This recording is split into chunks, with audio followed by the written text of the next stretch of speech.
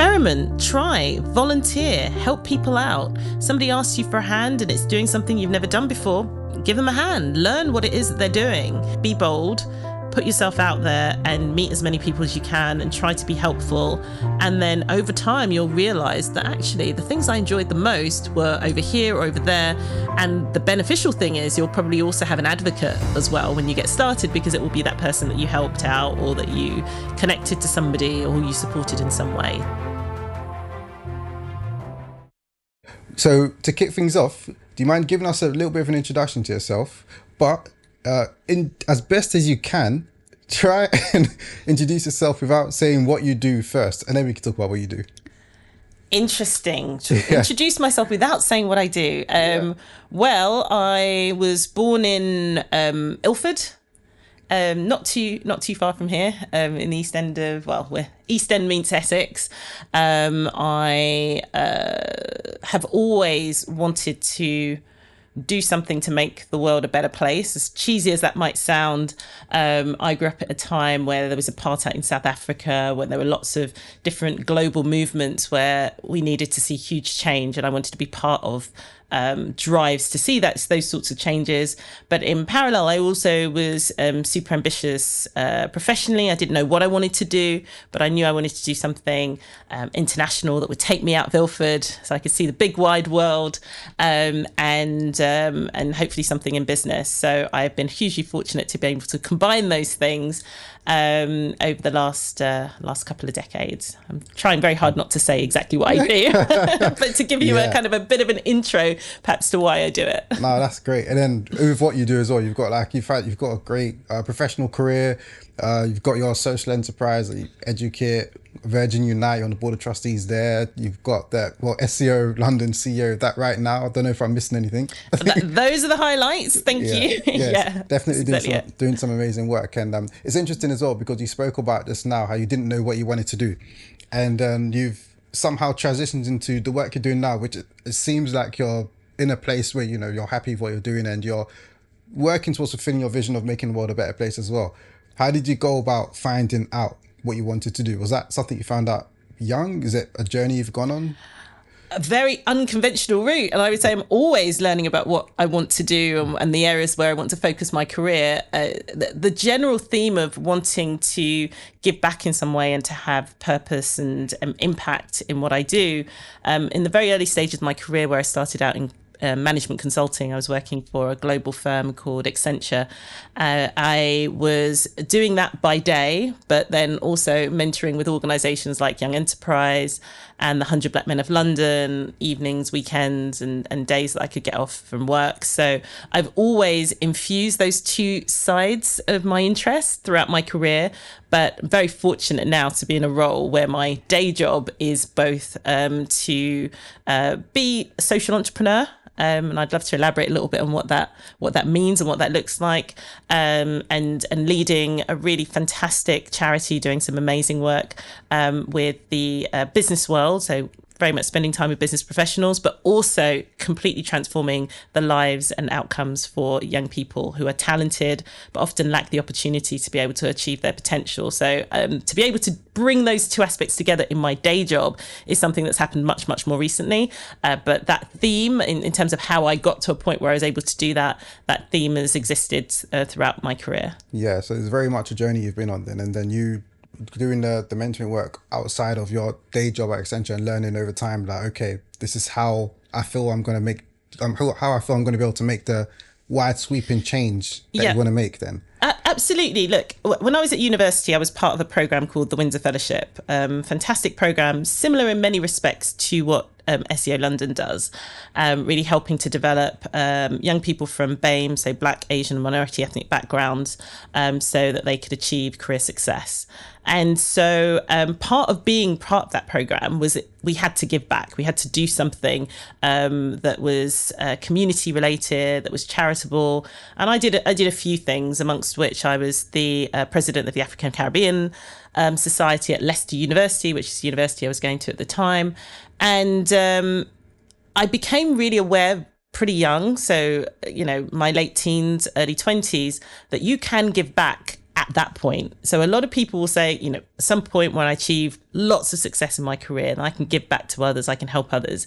But I became aware pretty early that I could have a massive impact on other people. And actually some of the mentoring I did when I was just out of university in my early 20s was so relatable to other people who looked like me, who may not have felt they could be working in a global, really dynamic organization in management consulting and traveling and advising and being able to do some of the project work that I was doing. They found it really inspiring that I was just a few years down the road from them. So one thing that always struck me was just how much you can do at any stage of your career, wherever you happen to be.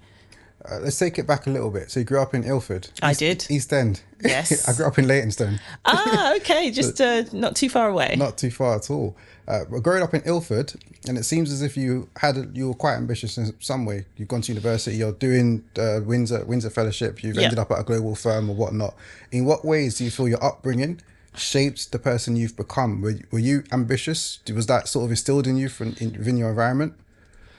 Yes and no. So my parents very much believed in education. So education was always an expectation and a focus that we had within my home. At the same time, there was some difficulties at home when I was growing up. My parents had quite a difficult marriage at times, and so there was also a lot of adversity that I faced. And I remember being in my teenage years, not being quite sure what I was going to do or even which friendship groups I was going to have. And I don't know if some of your younger listeners will be able to relate to this, but sometimes you're trying to figure out who you want to spend your time with at school. And there were some of the kids that studied, and there were some of the kids that, let's say, didn't, certainly didn't as much, and did other things. And I remember actually being, about 13, 14, trying to figure out, I knew I wanted more for myself and for my life. I knew I wanted to move out of home and perhaps move to central London, or as I said, travel and do things, but I didn't quite know how I was going to get there. And I just decided, I remember one day, that I was going to spend a bit more time with the kids that studied and see where that took me. And I definitely focused a lot more on my studies, threw myself into my studies, and very much saw going to university and what I would do after school as being a kind of a gateway to a different life, without knowing what that life entailed, and felt that university would be part of that. Although I took a gap year before I went to university. The first time round, I didn't get the grades I was hoping for, so I needed to retake one of my A-levels, and then also really kind of figure out what sorts of things I wanted to do. And then that gap year actually really helped me to get a much clearer understanding that I wanted to study law and economics at university. I got into the University of Leicester. I also figured out that I wanted to travel, and I got onto the Windsor Fellowship. And I think that program for me was life-changing, because before university, whilst I knew I wanted to do something exciting in future, I had no idea what different career paths were out there. I didn't know anything about banking or consultancy, technology careers. I'd have known what an accountant, a lawyer, and a doctor were. I knew there were jobs in offices, but I didn't really know much about what those looked like. So that program completely opened my eyes to the different opportunities available, and also to the fact that I stood a decent chance of being able to get into one of those opportunities. So anyway, yes, grew up in Ilford, always had a sense that I wanted to do more and be more, but wasn't quite sure what that would look like. I do want to get into a bit more onto some of the other work you like, moving into educate and then whatnot, and maybe a bit on the Windsor Fellowship as well. But I want to take another question based on youth, because as I'm listening to you, I'm drawing some parallels in my head. I don't know if they're nonsense parallels or if you would agree with them or not. But I've listened to some of your stuff, and I've heard you talk about how you were bullied growing up as well as a teenager. And I'm wondering whether that experience as well has played into you going into the mentoring and then ended up in the education space.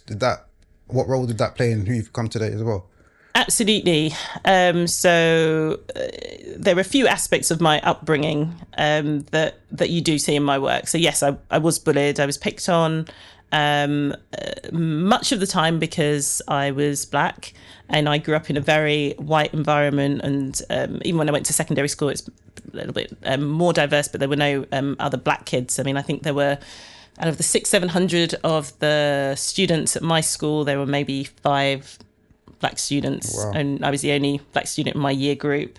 And so it was quite an isolating experience, and students tend to get picked on because there's something about them that is different.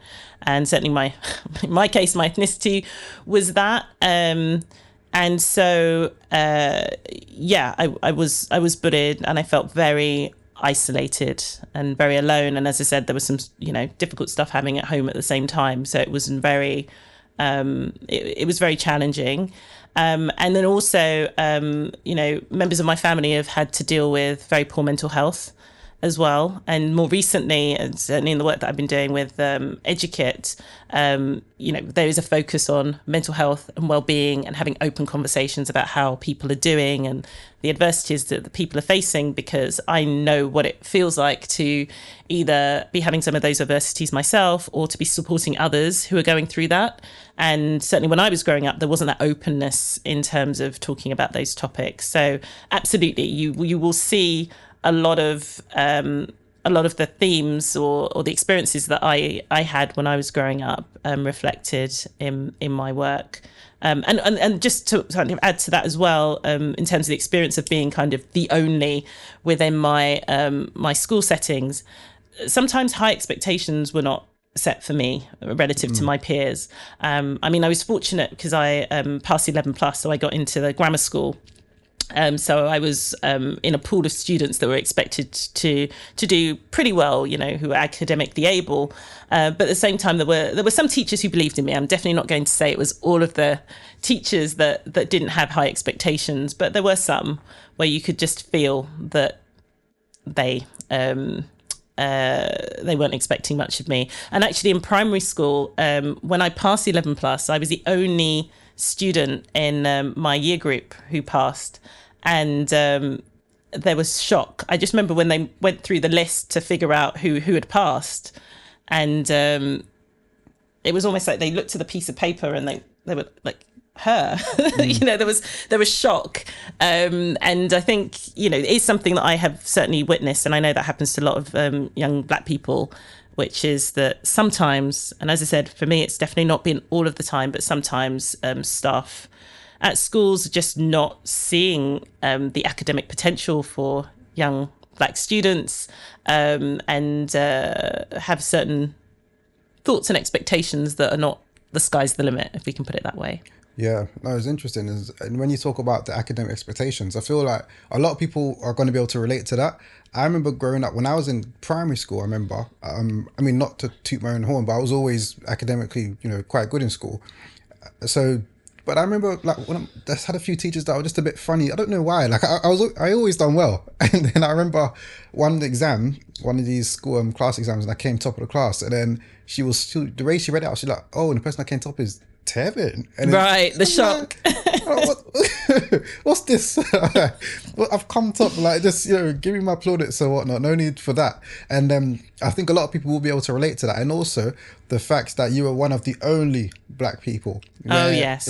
We've seen quite a lot of different environments, like in school, in university or whatnot. Yes. So when I went to university, it was for the first time there was another black boy in my group. And it was the first time that there had been another black person that I was actually studying with. But you're right, when I started my my career at Accenture, actually the first project I was on, I was the only black person. I was also the only woman. And there were probably about 50 or 60 consultants in that team at that point. And then later on, some more women joined the project. But yeah, I'm kind of being the only one is something I've experienced quite a bit in my career. Yeah, I think it's because a lot of black people can feel like the only one in different capacities. So my school, for example, is quite multicultural. So I never felt that in school. But then when I went to college in Essex, and then you step out and then you become very acutely aware that you're one of the only ones. And then maybe when you go to the professional world, not every organisation is big on diversity and inclusion. So some organisations are literally not diverse whatsoever. I worked somewhere where there was 2 black people in the whole firm. One of my friends said he's the only black person. There's probably over 1,000 people. It's just a lot of people can relate to that, and you become very acutely aware when you walk into a room and you're the only one that looks like you, that talks like you, that sounds like you. You become hyper conscious, which is crazy. It's very crazy. Yeah, I've definitely felt that more sometimes than others, because when you're in consulting, which is a career where you get to do lots of things because you move from one project to another. I just remember being on a project where it was very much the old school, the old boys network. Yeah. And so if somebody's surname was Perkins, others were calling him, all right, Perky.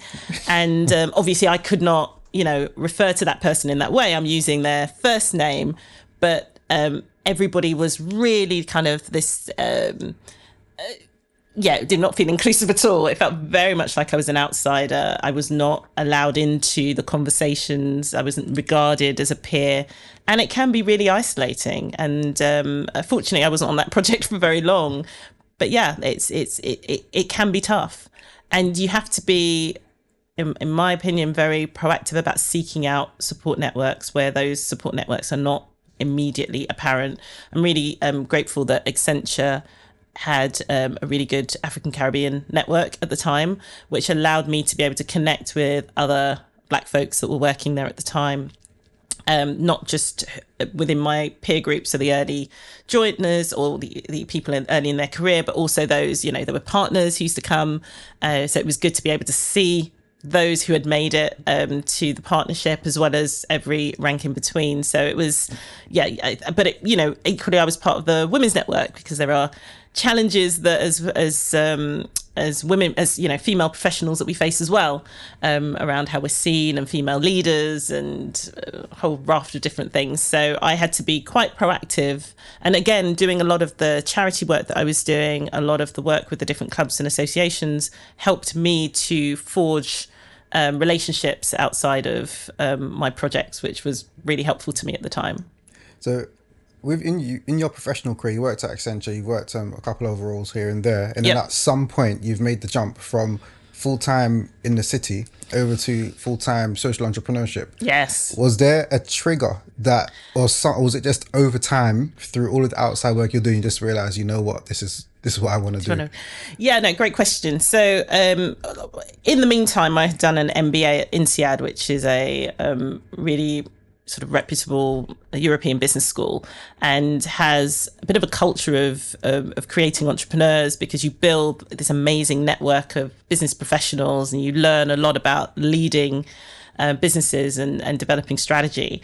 So this is after the crisis in 2008. I did that, my MBA in 2008, and then after that I went back to consulting. I ended up at Apple, obviously a technology company, but opening Apple online stores across Europe and Middle East, India, Africa.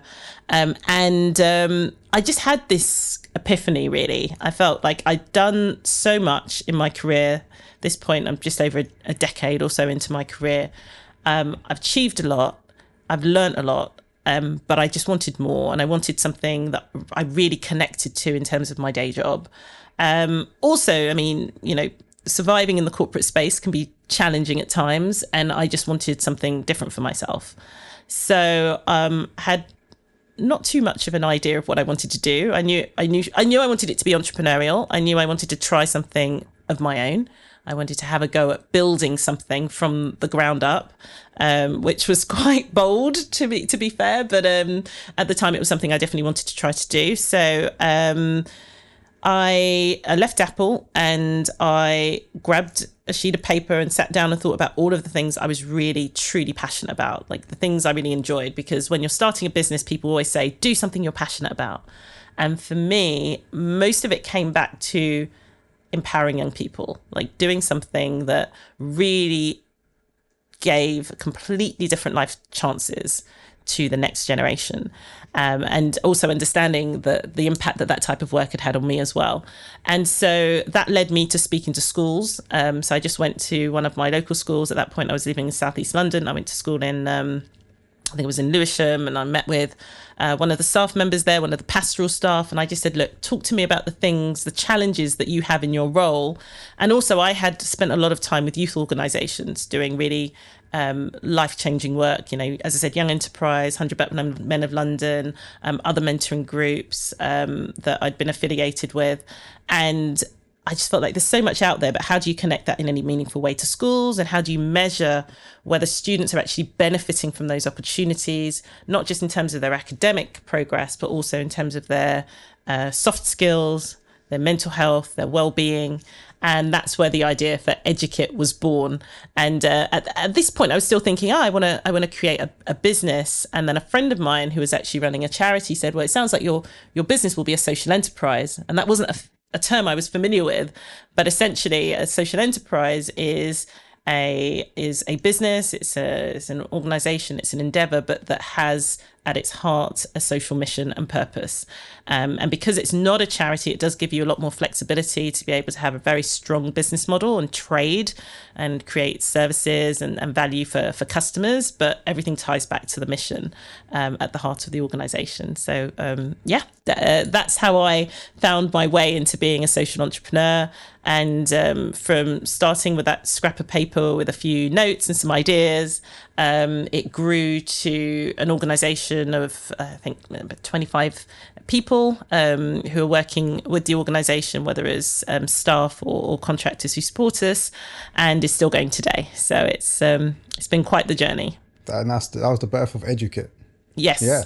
Exactly. So for people who don't know what Educate is, can you give a bit of a background on what it is, and also what the vision was, or the purpose was when you founded it? Yeah, so it's gone through a few different stages of its life cycle. It's pivoted quite a bit for those familiar with that term in the startup world.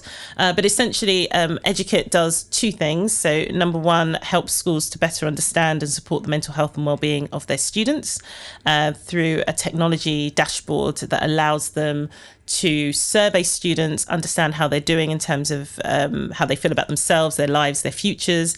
And it also benchmarks each student with their peers and allows the school to evaluate, for example, how girls are feeling relative to boys, the challenges that different year groups are facing, and if they are benefiting from a program like one of the programs, the mentoring or the coaching programs I mentioned earlier, allows students to be able to, teachers to be able to see how students are progressing once they're in those programs.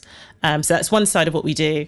And more recently, we focused more on support for the charities and social enterprises themselves. And we help them a lot with strategy and fundraising. So we're doing an awful lot of work helping those organizations to thrive and scale their impact. So those are the two things that we do, helping school students through the online platform, and then helping charities and social enterprises to scale their impact through fundraising and other things. Before we started, I was talking to you about 1,000 Voices, and I was like, how I had this idea for a hell of a long time, and it took for me to learn why I was procrastinating on it so much for me to finally say, okay, I'm going to start. And then it started not long after that. Yeah. And with you, it sounds like you've finished the Apple. You just kind of got to work. You just put pen to paper and just started. I did. So I had thoughts. I mean, so I had thought about doing something on my own for a while. So very much like yourself, lots of thinking and hypothesizing and speaking to people. But actually, when I just took the leap and moved out of the corporate world and gave myself 6 months to build something, otherwise I was going to go back and find another role, then that's when I really dug deep and wanted to use that time as effectively as I could. I experimented with lots of different concepts and ideas. As I said, I spoke to that teacher and many others to try and understand what the challenges were and what the opportunities were. I built my network, and then once I saw something I thought had legs, I went for it. With the social enterprise world as well, most social enterprises, well, most businesses fail in general, but social enterprises in particular, 8.7% fail within 6 years. And Educate it's been going for 10 years now, actually. So it's been a while. Do you feel like there's any kind of something that you guys have done different that's led you to have that lasting success? Great question. Honestly, pivoting. So the fundraising and the strategy and the support for charities was not part of the original vision. But as we were developing the platform, the mental health and wellbeing analytics platform that I mentioned earlier, and working with schools, we were also working very closely with youth organisations who could go into schools and to support them to address the challenges that they were identifying with their students. So what that meant was that we had this fantastic database of these charities and social enterprises doing really great work, really impactful work. And they wanted to scale their impact in a number of ways, including attracting funds to be able to do so. So the pivoting was understanding that although we were spending much of our time over here supporting the schools, there was another opportunity awaiting us, which was that we could support those organizations. And I think just being very, very open and listening to the market and your audience and what the needs of the audience are and whether you can meet those needs was definitely something that helped us. Because I think if we just relied solely on the school side of things, very difficult to sell to schools, and education's a very, very competitive business environment. So we might not still be here, frankly. But because we now started developing the second offer, that really ended up being pivotal to our success and our longevity. So I think any entrepreneurs out there, we talk about pivoting. I've said that word quite a few times. It's just twisting what you're doing so that you're really tuning into where the business opportunity is. And in the end, that has really been the reason that we're still going today. That's great. And how do you find that balance between the social impact behind the work that you're doing, but also the need to have to generate some revenue? Yep. Well, for us, certainly Educate, and I'm the chair of the board of Educates now. So, but for us, it's very much one in the same, because what makes us different is our social impact. So we, for example, when we do our fundraising, we only work with charities or social enterprises. Those who work in our team understand the charity and the social enterprise world very well, the impact world, and we got very good at telling the stories of organizations who do this type of work. So we just leaned into that because it is our strength. So for us, it's never felt like there's been a disconnect between, how do we generate income, but then how do we generate income in a way that creates social value, because everything we're about is about social value. Now it can make that more challenging to generate income, but there's never been a point where we've wanted to go down a purely commercial route, because we're also committed to seeing positive outcomes for the young people, and now more recently the charities and the social enterprises that we support.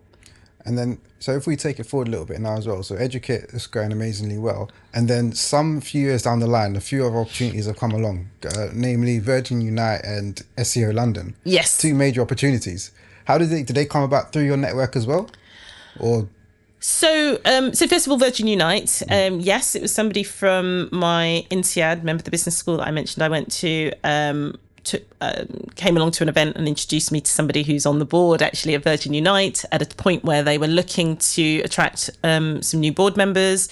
I went along and met, at this point I'd been on a few boards already. I'd been on the board of Generating Genius, which is a fantastic organisation doing similar sort of work, but in the technology space, so helping young people from underrepresented backgrounds get into great do well in their studies and then hopefully get into great careers in technology. And I'd also been on the board of Voice for Change England, which is an organisation that helps the BAME voluntary sector, which during austerity was obviously really, really struggling. So there was so much important work and policy work that we were trying to influence there.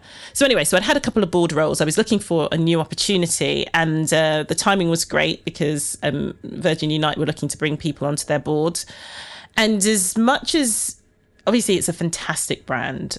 So for those who don't know, Virgin Unite is the charity of the Branson family and the Virgin brand. So, globally recognizable brand, fantastic organization to be part of, pretty well funded as well, which is great, having come from working with much smaller charities where funding was often one of the major challenges. But I wasn't necessarily going to work for or support the foundation. I really wanted to do something that I really connected with, not just go where there was a really big name.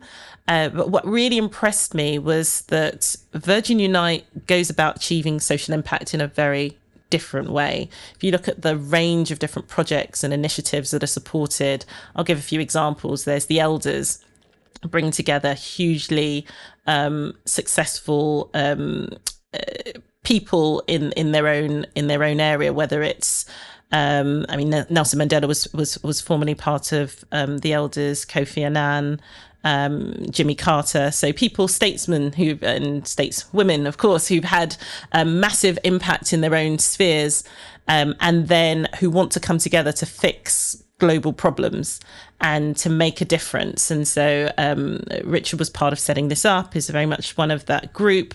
And I just loved that. So they look at things like conflict resolution in the Middle East and how they can really drive more meaningful conversations so that we can see an actual change.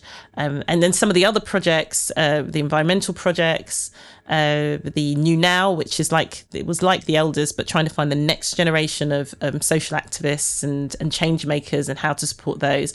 I just love the array of different projects and the type of model, which is identifying these organizations and not just giving them money, but really empowering them and incubating them, which is a word that I was familiar with through my startup days, so that those organizations could go on to do more, to achieve more, and have this sort of systemic change effect. So I really liked the way that the foundation went about social change and felt that I could really connect with its work. And I'm still there just over 6 years later. So that's how I came to be on the board of Virgin Unite. But yes, my network was really instrumental in helping to introduce me to that opportunity.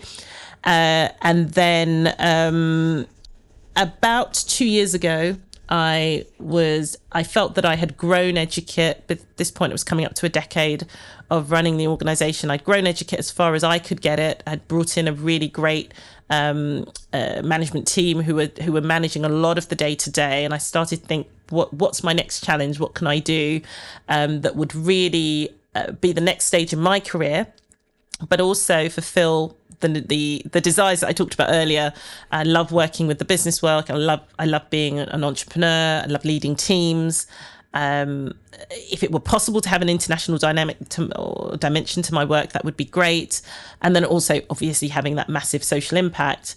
And then again, through my network, somebody who I'd met, Gary Stewart, actually, who's a fantastic person, used to run Wyra, which is a startup. Is he an American guy? He is American, yeah. Gary, I see him, yeah.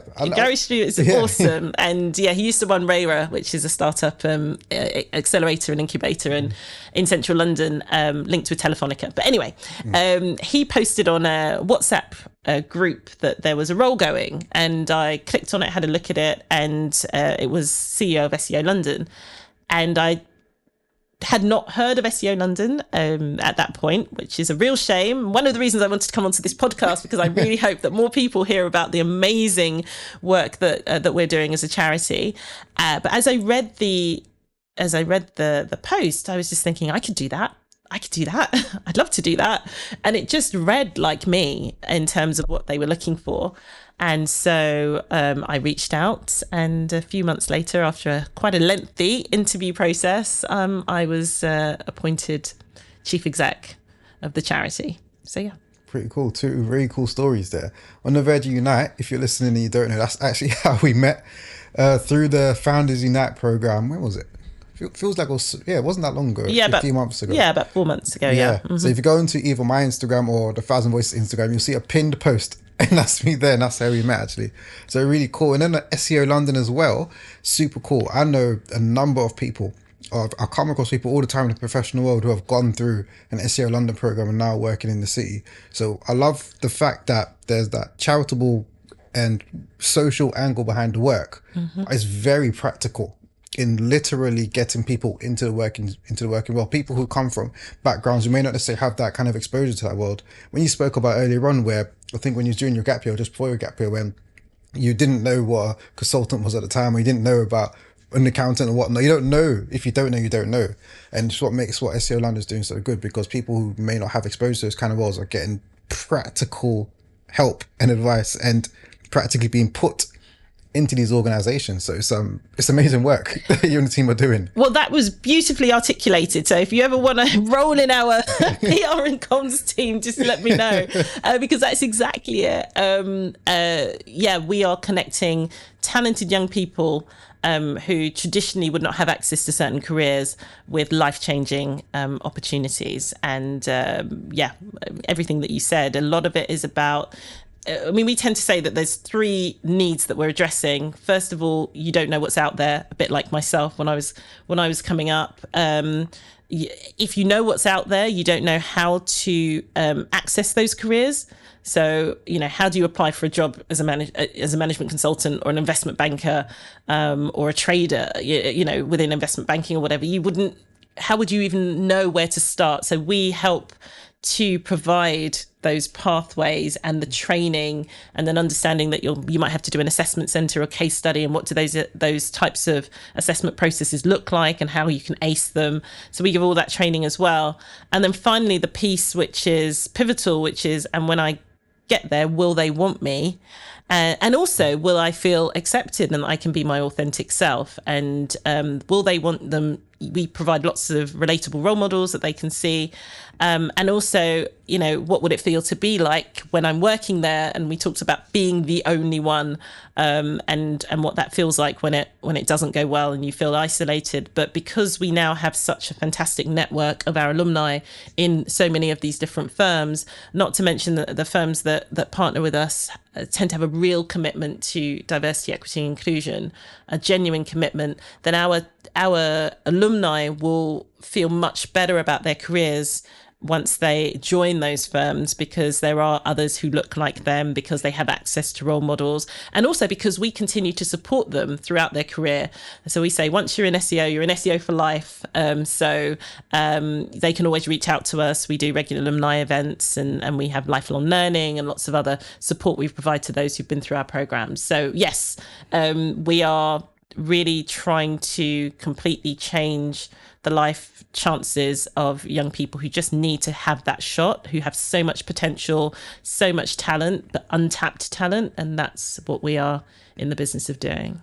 Do any examples come to mind of anyone that's gone through any one of your programs that maybe has come from a similar background to yourself or whatnot, and has gone through a program and it's now ended up in the professional world? Oh my goodness, there are thousands of examples of those who've ended up certainly in the professional world. But I mean, one example I would give, and I often give because I think it's it's such a rich example of the SEO London model and the global SEO model. I should probably big up our US SEO, because we actually started in the US 60 years ago this year. I read about expanding to whereabouts was it? We're expanding to France next. That's it, yeah. So I'll mention that in a second, because because I'm actually leading that expansion, because it's SEO London which is expanding to France. But very, very quickly, just to give a history of the charity. So we started 6 years ago in the US during the civil rights movement, and by the 80s we were doing, 20 years on, we had moved from an after schools program, which is where we started,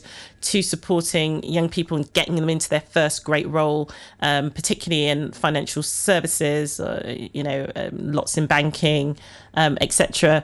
And then in the early noughties, so actually in the year 2000, one of our alumni from the US came to the UK and set us up. So that's why we've been going since then. So gosh, I've lost my train of thought a little bit. It was an example of anyone that's... That was it, sorry. So the example that I would give is, we have a lady, Nishi Samaya, who is on our board currently, who actually was part of the very first cohort back in 2000. So she was one of just 7 students we had at that time. And she graduated and started working at Goldman Sachs, the investment bank. And she's still there 20 odd years later. And she's one of the most senior partners at Goldman Sachs. She actually now has a global role. So she's moved from being based in the UK to being based in the US. But until very recently, she was a global co-chair of growth equity within GSAM, which is Goldman Sachs Asset Management. So she had a very, very high profile role, and she's actually gone on to do an even more high profile role in the States, in the US. But the point of the story is that she came through as part of that first cohort of just 7. She has stayed in touch with us over the years. She supported us in a variety of ways. She's been on our board for nearly a decade, and Goldman Sachs remain one of the strongest supporters of what we're doing. And she's a huge advocate for us within the organisation. And so it's lovely to see her giving back to the charity that supported her early on in her career. And also being that visible role model so that others can look up to her and the journey that she's had. And now to go to your point about France and what we're going to be doing there, we are starting with our first cohort in France, and we're actually starting with 100 students because we've had some funding from a private equity firm called ICG to launch into France. So that has given us the ability to be able to launch at scale in France. But again, we are looking for the niches of the future within this cohort so that 10, 15, 20 years down the road, they are able to continue to support the work that we're doing with the generations to come. So, yeah. That's amazing work. Very, very good work. And looking forward to seeing how things develop. But sounds like good work. And like I said, I know a lot of people and come across people all the time that said, oh, they've gone through an SEO London program. So yeah, hats off to you and the team. Thank you. I will just make a quick point about France, because France is bold in terms of our ambitions for France, because although it has a very similar history, certainly colonial history to the UK, and the demographics of France are somewhat similar, the approaches are very different, and the types of programs that we have here and opportunities that we have, whilst we could always have more, and there's so much more work to be done in the UK context, France, I would say, is probably, it's definitely decades behind where we are in terms of progress. So the opportunity for social impact is massive, and there is just so much work to be done there, and that is hugely fulfilling for me, because we are absolutely going to change France and how young people from diverse backgrounds see themselves and see the opportunities they can have in their lives. We saw just earlier in the summer, the riots in France triggered by the death of an unarmed boy from a North African background, and there have been tensions between communities in France for decades, and communities feeling that they are marginalised, that they don't have access to the same opportunities as others in France. I mean, I know these conversations happen in the US and the UK as well, but certainly having lived and worked in France as I have, I can say that those tensions are real, and the frustrations are deep, because there isn't even a fraction of the representation that we see here, for example. There's a lot of work to be done. So we're incredibly excited to be supporting students in France. And we've tailored the approach because France operates in a different way, but we'll still have a humongous impact in France. We're very excited to get started there. Definitely. Looking at you and your life and everything you've done, I can see a clear thread behind everything that you've done. For somebody else who isn't very sure about what they're passionate about, and then on top of that, trying to even find opportunities to push through on whatever they're passionate about, what would you advise them? How do they go about finding what they're passionate about? Great question. Another great question, Tevin. I would say experiment, try, volunteer, help people out. Somebody asks you for a hand and it's doing something you've never done before, give them a hand, learn what it is that they're doing.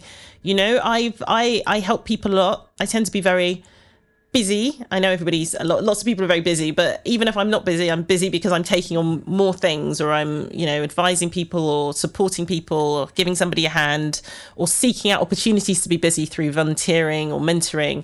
And all of those experiences, you will learn, you will grow. Like, yes, you're helping somebody, but you're learning a huge amount in return.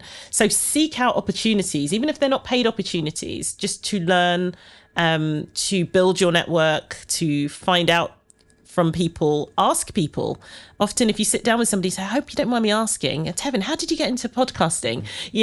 Then the person will just share a wealth of experience. You would just be so surprised just how much you can learn. So I would say be bold, put yourself out there and meet as many people as you can and try to be helpful. And then over time, you'll realize that actually the things I enjoyed the most were over here or over there. And the beneficial thing is you'll probably also have an advocate as well when you get started, because it will be that person that you helped out or that you connected to somebody or you supported in some way. So yeah, that's what I would suggest. That's good. And then finally, I've been lovely speaking with you, but alas, we've got to wrap up at some point. So to finalizing and close things off, what advice would you give to somebody who's wanting to drive some change in their own life, in their communities, in the world? Well, I'm going to be cheeky because I'm going to do a little plug before I go on to driving change, which is that everything that SEO does is completely free. And we have marketing budgets, but they are limited. So, and we spend most of our funds just supporting the young people we work with. So if you are listening and you know somebody who is at school, so we have a schools program for 15 to 18-year-olds that just starting out at university or at some point in their university journey, or even a recent graduate, then please do get in touch with us. You can go to our website, SEO-London.org. And we also look for mentors as well. So if you're listening and you're in your career and you want to be a mentor, then you can go to that SEO-London.org/mentoring, and you can just drop us an email and we will get in touch. So we definitely want to encourage people to sign up for our programs as well as sign up as mentors as well. But to your question of how do people drive change? Yeah. Do things you're passionate about. Get started as soon as you possibly can. Do not procrastinate. It's so easy to say, I'll do it next year. Do it now. People have a need now, even if it's something small, even if it's just an hour a month. Everybody has an hour to give. And if you give an hour, and if everybody gives an hour, oh my goodness, how we could change the world. So get started soon, do something you're passionate about, and be bold and fearless. And great things will follow. Great, that's that. Without looking at the clock, how long do you think we've been going for? I'd say probably about 45 minutes, 45 minutes. Oh, you're good, yeah. Yeah, is that about it? I can see 48 over there. Well, there you go. Yeah, because you said, you're not sure if it's going to... I know, I did tell you once I get going, Tevin. It flew by. It was good. Thank you for coming on, man. Loved having you on, Nathalie. It's been amazing and learned so much for speaking with you. So thank you for coming on once again. It's been wonderful to be here. Thank you for the invite. I'm going to make sure to include those SEO London links in the description. If there's anything else, just send it over and I'll put that in the description when this comes out. But just generally speaking, if anybody wants to keep up to date with yourself and the work that you and the companies you associate with are doing, how can they best do so? Yeah, so I'm on Twitter. I'm not a very prolific Twitter user, but you can find me there at Nathrich, Nathrich, or you can connect to me on LinkedIn. I'm always happy to hear from new people. Great. And then have you got any final words you want to say before we close up? And it's been a real pleasure getting to know you. I just want to big you up as well because you made a small mention of the Founders Unite event where we met, which was actually looking for the leaders and the pioneers of the future from underrepresented backgrounds, with a focus on those from Black heritage backgrounds, and you smashed it. So there were 3 finalists and you were absolutely exceptional. So it was great to get to know you through that. And thank you so much for the invitation here today. It's been lovely to be part of this. Appreciate it. And thank you for coming down once again. So that's that for now. Thank you for coming to the podcast once again. If you're listening, if you haven't subscribed, please do subscribe and share this as far and wide as you can. We're on a mission to interview 1,000 Black British change makers, social entrepreneurs, people driving change in their lives and their communities. And if you can help us to share this message, it will be very, very, very, very much appreciated. We're working to change some perceptions, inspire some people. So please do help, like, share, tell the people you've shared to like and share as well. And then let's get the ball rolling and get out these positive stories as far and wide as we can. But that's that for now. Thank you for coming to the podcast again, Nathalie. This is 1,000 Voices. We had Nathalie Richards on the podcast. And for now, people, we're out.